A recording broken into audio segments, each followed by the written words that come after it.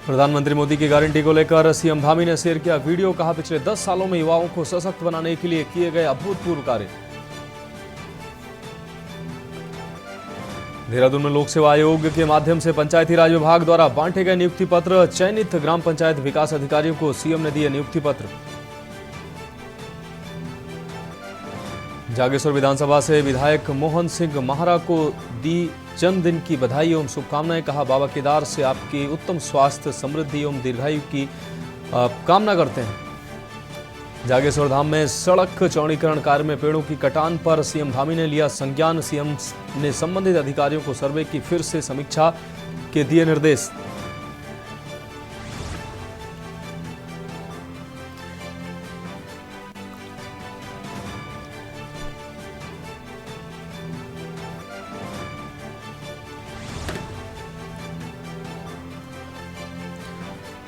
पहाड़ों में हो रही लगातार बारिश और बर्फबारी से जनजीवन हुआ अस्त व्यस्त। कई जगह बिजली गिरने से कई लोगों के झुलसने की खबर। यातायात भी असामान्य। खबरों का सारथी। नमस्कार, उत्तराखंड की खबरों में आपका स्वागत है। मैं हूं मनोज मानस और अब खबरें विस्तार से। खबर लक्सर से है, जहां हरिद्वार देहात में बीती रात बारिश ओलावृष्टि ने किसानों को तबाह कर दिया है। आपको बता दें, किसानों की गेहूं व सरसों की फसल ओलावृष्टि से बर्बाद हुई है।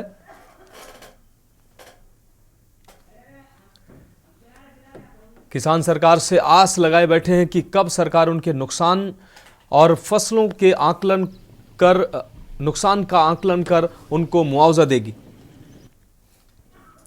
तो लगातार हो रही बारिश से किसान परेशान नजर आ रहे हैं। उनकी फसलें चौपट होती नजर आ रही हैं। आपको बता दें, बारिश के बाद आंधी तूफान ने उनकी फसलों को जमींदोज कर दिया है। उसके बाद ओले गिरने से उनकी पक्की फसलें तबाह हुई हैं। इसके अलावा जो फसलें अभी पकने की स्थिति में हैं, वो फसलें जमींदोज होने से किसानों को भारी नुकसान का सामना करना पड़ा है।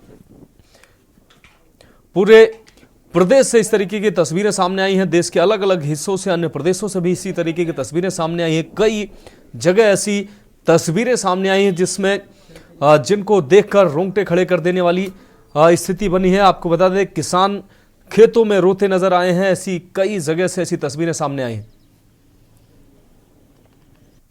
तक मांग तो हमें कर रहे, जो हमें इसकी मांग का कुछ मुआवजा मिलना चाहिए। और बार बार ये ओलावृष्टि हो रही, सब पहले बाढ़ आई, उससे भी काफ़ी नुकसान है, सारी फसल बर्बाद हुई। और बच्चों का पढ़ाई लिखाई जो भी है वो सारा झुका तो चल रहा है, खर्चा झुका तो है। तो बताओ क्या करें, सरकार इस तरफ कोई ध्यान नहीं दे रही। चेक भी दे, वो जो नेता लोग हैं वे अपना चेक बनवा लें, जो गरीब सीधे साधे हैं उनका चेक भी नहीं बनता। उन्हें बिल्कुल बर्बाद। क्या नुकसान है? बस ये सरसों का भी, गेहूँ का भी, सब बहुत तगड़ा नुकसान। क्या उम्मीद करते हैं? उम्मीद क्या करते हैं, सरकार कुछ सहायता करे, ये उम्मीद।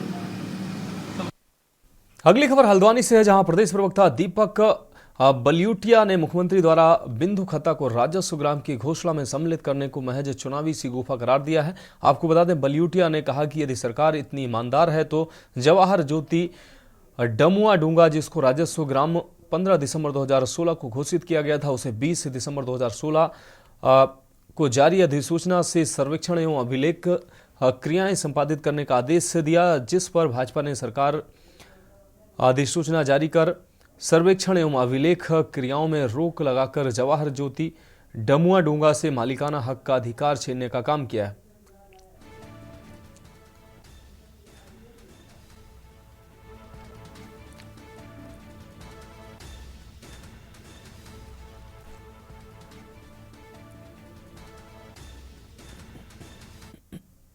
माहौल है, मौसम है, और पूर्व में भी जितनी भी भाजपा सरकार ने घोषणाएं की उनको पूरा नहीं किया। लोकसभा चुनाव को देखते हुए ठीक चुनाव से पहले बिंदु खत्ता को राजस्व ग्राम की घोषणा में सम्मिलित करना एक सिर्फ चुनावी जुमला है। यदि सरकार ईमानदार है तो दमुआ डूंगा को राजस्व ग्राम 2016 में बना दिया गया था, 20 दिसंबर 2016 को, और तत्कालीन कांग्रेस सरकार ने इसकी जो सीमांकन और सर्वेक्षण क्रिया के लिए जो आदेश जारी किया, जिससे कि उनको मालिकाना हक मिलता। अब बढ़ेंगे अगली खबर की ओर। पौड़ी जिले के राष्ट्रीय राजमार्ग पौड़ी कोटद्वार पर शनिवार देर रात से हो रही बारिश के चलते सतपुड़ी मलेठी के समीप मलबा आने से राजमार्ग बाधित हो गया है। मार्ग बाधित होने से गाड़ियों की लंबी कतार सड़क के दोनों तरफ दिखाई दी है। आपको बता दें कि राष्ट्रीय राजमार्ग पौड़ी कोटद्वार गढ़वाल के मुख्य द्वार पर कोटद्वार से जिला मुख्यालय पौड़ी सहित यात्रा मार्गों को जोड़ने का कार्य करता है, जिससे राष्ट्रीय राजमार्ग पर अच्छी खासी आवाजाही बनी रहती है। वहीं रविवार को मार्ग बाधित होने से सड़क के दोनों ओर गाड़ियों की लंबी कतारें दिखाई दी।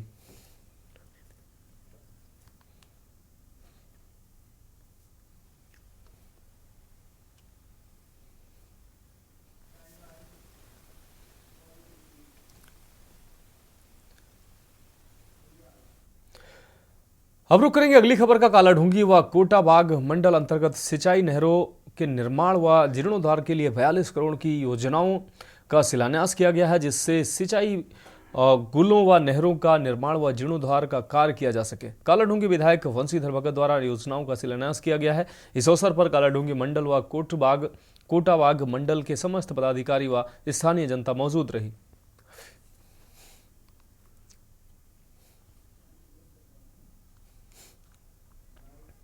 बाग मंडल और कालाढूंगी मंडल का संयुक्त कार्यक्रम था। यहाँ पर 42 करोड़ की हमने सिंचाई गुलों की नहरों की मरम्मत के लिए पैसा दिया है सरकार ने। उसका शिलान्यास कार्यक्रम हुआ है और मैं समझता हूँ कि बहुत लंबे समय से बड़ी भारी मात्रा में पैसा मिला है, तो इसके लिए लोगों में हर्ष है, खुशी है। तो इस उपलक्ष्य में उन्होंने एक कार्यक्रम रखा है, तो उस कार्यक्रम की पूरी सफलतापूर्वक कार्यक्रम हुआ है। मैं सबको धन्यवाद करता हूं और अपने अधिकारियों से मैंने कहा है कि इसमें विशेष रूप से ध्यान रखें कि कार्य की गुणवत्ता का ख्याल हो, कार्य गुणवत्तापूर्ण। अब बढ़ेंगे अगली खबर की ओर। रुड़की के काशीपुर चौक के पास एक निजी होटल में सामाजिक संस्था समर्पण का जन कल्याण संगठन के पदाधिकारियों ने पत्रकार वार्ता की है। आपको बता दें, पत्रकारों को संबोधित करते हुए संगठन के संरक्षक सचिन गुप्ता ने बताया कि समर्पण संगठन इस वर्ष अपना रजत जयंती वर्ष मना रहा है, जिसके उपलक्ष्य में 23 मार्च को भारत माता के वीर शहीदों को समर्पित करते हुए विशाल रक्तदान का आयोजन आर्य उपवन में किया जाएगा, जिसमें 200 यूनिट का लक्ष्य रखा गया है। साथ ही 26 मार्च को नेहरू स्टेडियम में होली मिलन कार्यक्रम व विशाल भजन संध्या का आयोजन किया जाएगा, जिसमें पटियाला से प्रसिद्ध भजन गायिका पूजा सखी मौजूद रहेंगी। उन्होंने बताया कि इस वर्ष कांवड़ सेवा के दौरान भी समर्पण के साथ मिलकर एक साथ विशाल शिविर लगाया जाएगा, जिसमें 24 घंटे निःशुल्क चिकित्सा भोजन की व्यवस्था भी की जाएगी। समर्पण जन कल्याण संगठन के अध्यक्ष नरेश यादव ने बताया कि समर्पण का उद्देश्य जनसेवा करना है और हमेशा जन कल्याण के कार्य करने में संगठन अहम भूमिका निभाता है, जिसमें सभी का सहयोग भी मिलता है। उन्होंने नगरवासियों से अपील करते हुए कहा कि रक्तदान शिविर में बढ़ चढ़कर हिस्सा लें। साथ ही 26 मार्च को होने जा रही भव्य भजन संध्या में भी भारी संख्या में पहुंचकर उसमें शामिल हों।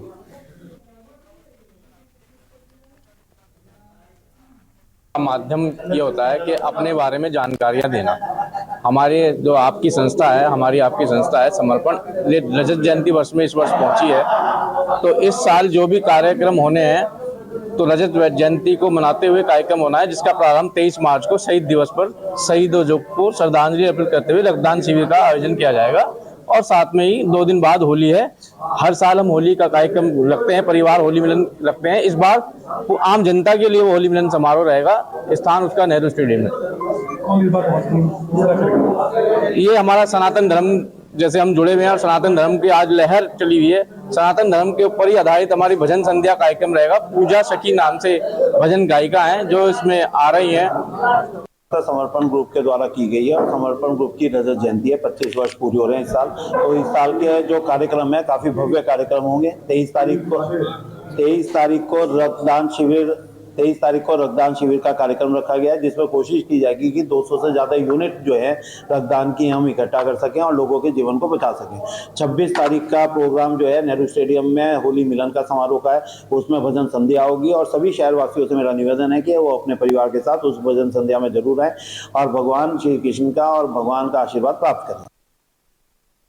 अब रुक करेंगे अगली खबर का। विधानसभा चौबट्टा खाल और पौड़ी को जोड़ने वाले बांघाट पुल पर इन दिनों मरम्मत कार्य चल रहा है। आपको बता दें, वहीं मरम्मत कार्य के चलते नयार नदी के रास्ते वैकल्पिक मार्ग बनाया गया है। कल देर रात से हो रही बारिश के चलते रविवार सुबह वैकल्पिक मार्ग पर नयार का पानी आ गया है, जिससे मार्ग अवरुद्ध हो गया। वहीं जरूरी सामान के लिए सतपुली आने वाले यात्रियों को जान जोखिम में डालकर अपने वाहन को नयार नदी के पानी में जाकर पार किया जा रहा है, लेकिन अभी तक प्रशासन द्वारा वैकल्पिक मार्ग के सुधारीकरण के लिए कोई कार्रवाई नहीं की गई है।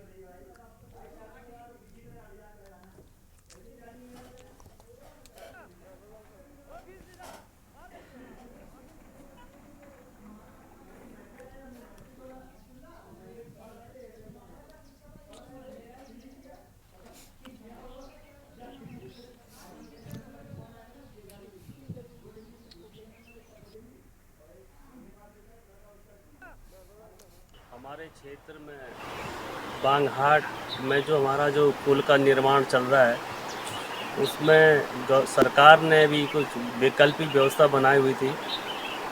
ये बारिश होने के कारण हमारा जो वैकल्पिक जो व्यवस्था थी वो पूरी तरह से बह चुका है, जिससे कि जनता को आने जाने में सुविधा नहीं मिल रही।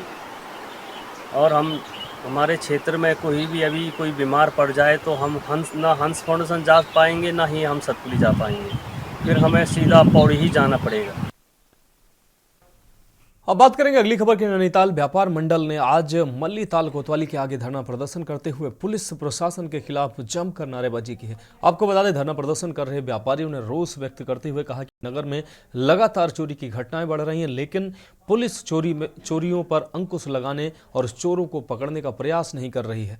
व्यापार मंडल के अध्यक्ष किशन नेगी ने कहा कि पिछले दिनों बाजार क्षेत्र के ताले तोड़कर चोरी की घटनाएं हुई थी, लेकिन अभी तक पुलिस के हाथ उन चोरियों के मामले में खाली हैं।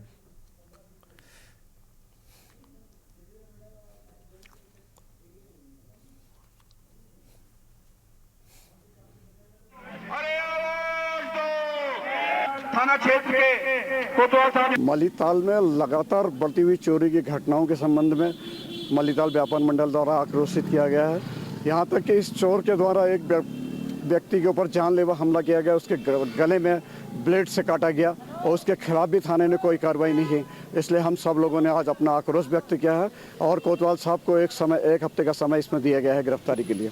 हाँ, उनकी जो है अपराधियों के खिलाफ कार्रवाई की मांग है, तो हमारे द्वारा उनको आश्वासन दिया गया है कि जो भी इस प्रकार की कार्रवाई इस क्षेत्र में कर रहे हैं उनके खिलाफ हम जल्द से जल्द सख्त से सख्त कार्रवाई करेंगे और जो भी उनकी समस्या है उसका जल्द समाधान किया जाएगा।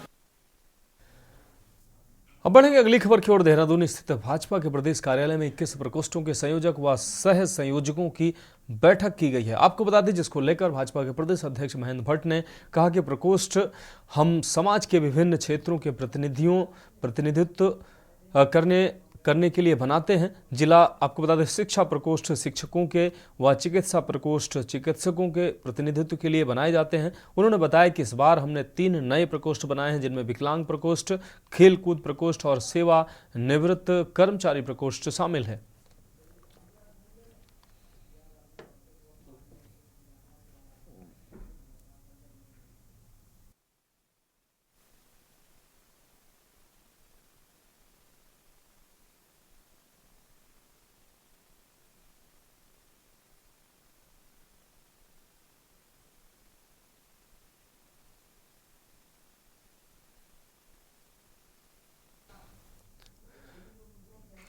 अगली खबर लक्सर से। लक्सर क्षेत्र में देर रात से हो रही रुक रुक कर बारिश ने कोहराम मचा रखा है। आपको बता दें, वहीं दूसरी तरफ खानपुर क्षेत्र में आसमानी बिजली गिरने से 2 परिवारों के कई लोग जख्मी हो गए हैं, वह मकान भी ध्वस्त हो गए हैं। आपको बता दें कि मौसम विभाग का अनुमान बिल्कुल सटीक साबित हुआ है। देर रात तेज हवाओं के साथ बारिश से शुरू हुई और बादलों में गड़गड़ाहट के बाद क्षेत्र में कई स्थानों पर जमकर ओलावृष्टि हुई। इस बीच खानपुर के 2 परिवारों के मकान पर भारी गड़गड़ाहट के साथ आसमानी बिजली गिर गई। आसमानी बिजली मकान की छत को तोड़ते हुए जमीन तक पहुंच गई और इसकी चपेट में आकर 2 परिवार के 5 लोग गंभीर रूप से घायल हो गए। घायलों को अस्पताल में भर्ती कराया गया है। वहीं प्रशासन से पीड़ित परिवार ने मुआवजे की मांग की है।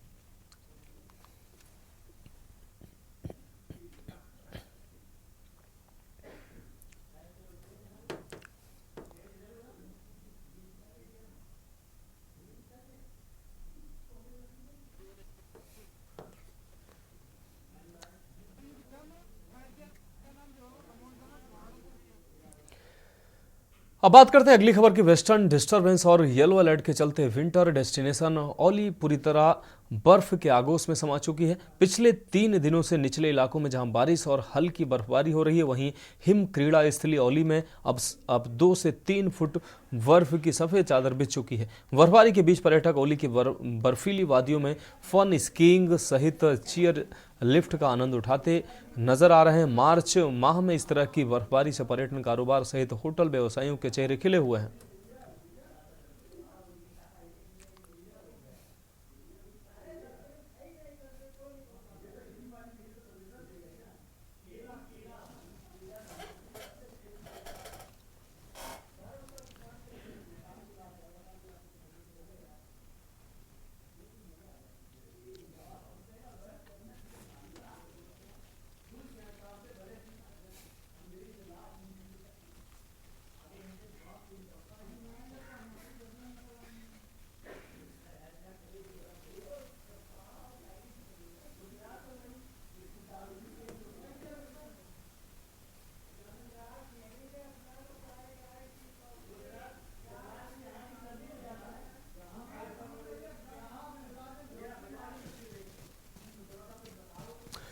तो बर्फबारी होने से पर्यटकों के एक तरफ पर्यटकों के चेहरे खिले हुए, वहीं पर्यटन व्यवसायियों के चेहरे भी पूरी तरह से खिले नजर आ रहे हैं। आपको बता दें, बर्फ के आगोश में पूरी घाटी नजर आ रही। बर्फबारी होने से विंटर वेकेशन के लिए पर्यटकों और व्यवसायियों के चेहरों पर खुशी देखने को मिल रही है। आपको बता दें, पूरी तरह से बर्फ के आगोश में समाया हुआ है औली। 2 से 3 फीट की बर्फ की चादर पूरे घाटी में दिखाई दे रही है। औली में पर्यटन व्यवसायियों के इस दौरान चेहरे खुशी से फूले दिखाई दे रहे हैं। पूरी तरह से बर्फ के आगोश में औली नजर आ रही है, जिसकी वजह से पर्यटक बड़ी संख्या में यहां पहुंच रहे हैं। और भारी बर्फबारी के बीच पर्यटकों के पहुंचने से पर्यटन व्यवसायियों के चेहरे खिले हुए हैं।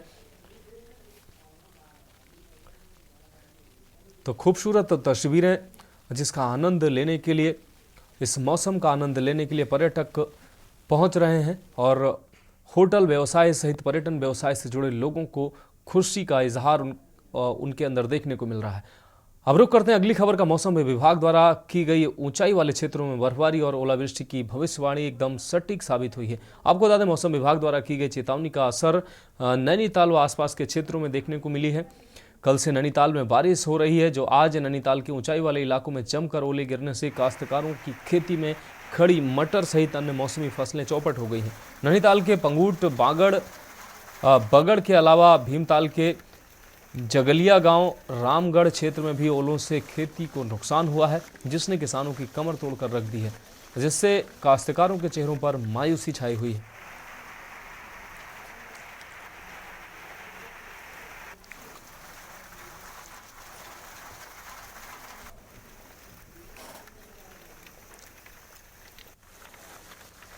जैसा कि बहुत लंबे समय के बाद पूरे क्षेत्र में बारिश हुई और जिस तरीके से ग्राम पंचायत जंगलिया गांव तथा अन्य नज़दीकी क्षेत्रों में भारी ओलावृष्टि हुई है, जिसमें क्षेत्र के किसानों की पूर्ण रूप से कमर टूट गई है और अत्यंत मटर को नुकसान हुआ है। फल फूल साग सब्जी पूर्ण रूप से नष्ट हो गए हैं। मेरा राजस्व विभाग के अधिकारियों से और हमारे उद्यान विभाग के कर्मचारी तथा कृषि विभाग के कर्मचारियों से अनुरोध है कि तत्काल स्थलीय मुआयना कर। तो खबरों में वक्त एक ब्रेक का है, जल्द हाजिर होंगे।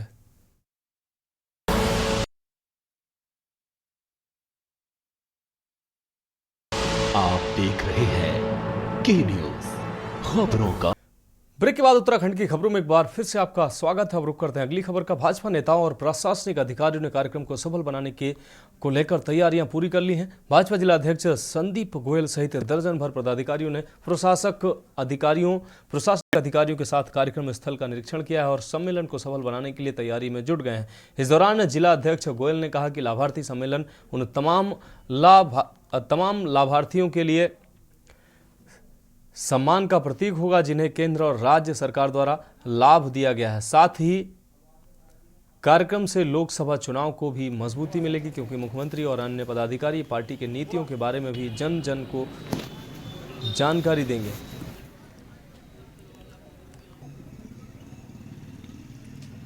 देखिए, कल लाभार्थी सम्मान समारोह का आयोजन है और हमारे लिए खुशी की बात है कि हमारे मुख्यमंत्री, हमारे भाजपा के प्रदेश अध्यक्ष, राज्यसभा सांसद महेंद्र भट्ट जी हमारे बीच में कल यहाँ पर रहने वाले हैं और हजारों लोग यहाँ पर रहेंगे।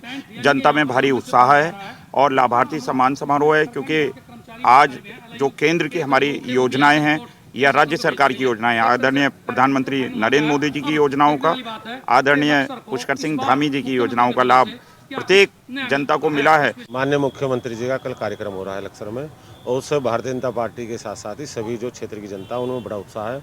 जो हमारे लाभार्थी है, जिन्हें केंद्र सरकार से और राज्य सरकार से लाभ मिल रहा है, चाहे आयुष्मान कार्ड हो, चाहे सम्मान निधि हो, चाहे गैस सिलेंडर हो, और चाहे बहुत सी योजनाएं जो केंद्र सरकार को राज्य सरकार की है, वो जो मिल रही है उन लाभार्थियों के लिए आज कल मुख्यमंत्री जी का कार्यक्रम है।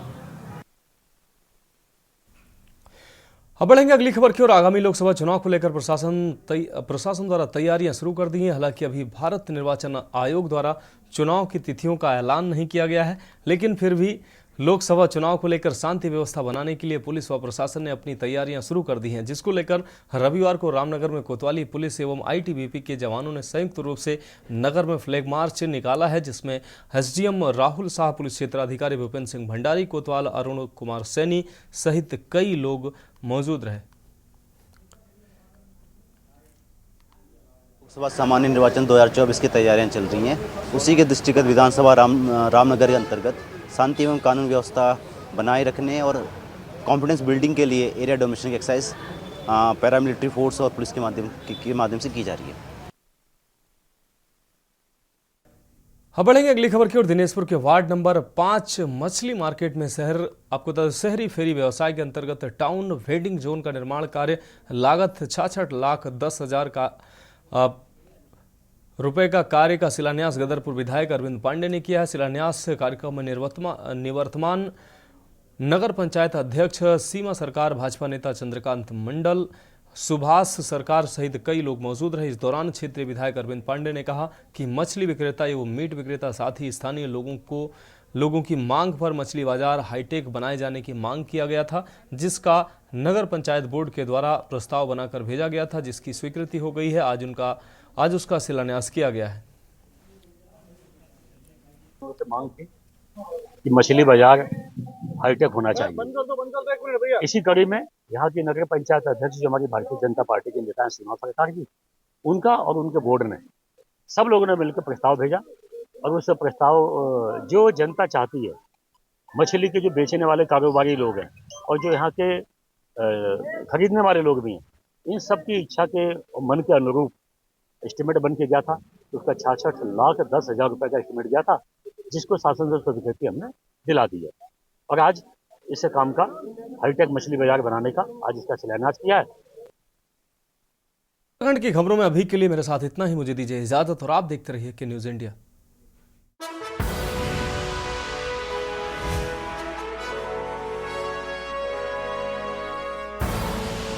आप देख रहे हैं के न्यूज खबरों